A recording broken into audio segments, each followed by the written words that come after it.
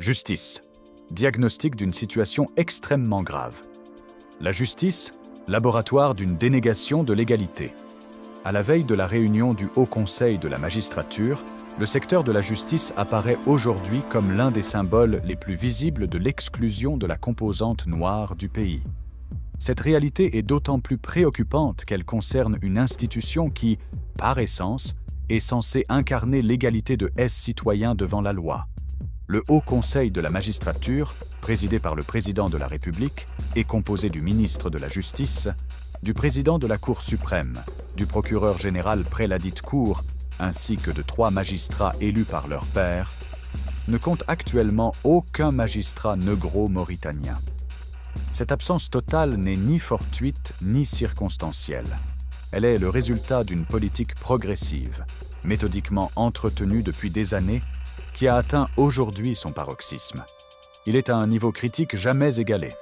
L'institution judiciaire, qui devrait être le socle de l'égalité républicaine, est ainsi devenue le lieu d'expérimentation abouti d'une exclusion durable et systémique de la composante noire dans l'ensemble de ses instances et structures connexes.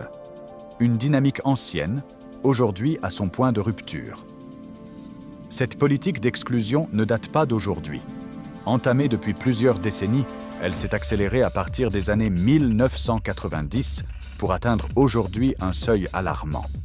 La tendance observée conduit, de manière dangereuse et presque irréversible, vers la disparition quasi totale des magistrats négro-mauritaniens dans l'ensemble des juridictions du pays.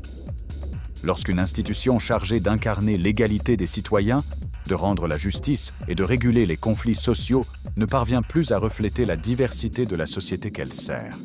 Il est légitime de s'interroger sur l'état réel de l'état de droit. Ce constat interroge non seulement le fonctionnement de la justice, mais aussi les fondements mêmes de la République et du vivre ensemble, déjà fragilisés dans d'autres secteurs essentiels tels que l'école, l'armée et certaines institutions républicaines.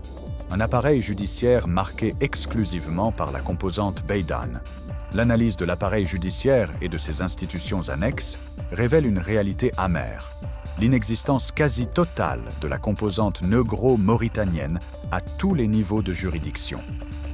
Au-delà des inégalités structurelles affectant les haratines et de la tribalisation progressive de certains pans de la justice, souvent liés au choix des décideurs en place, les Peuls, Soninké et Wolofs sont presque absents de l'appareil judiciaire. Sur près de 300 magistrats, on en dénombre à peine une dizaine issus de ces communautés. Parmi eux, environ la moitié occupent des fonctions politiques ou administratives, les rendant non opérationnels pour l'exercice de la justice, un wali, un conseiller au ministère de la Justice et un magistrat affecté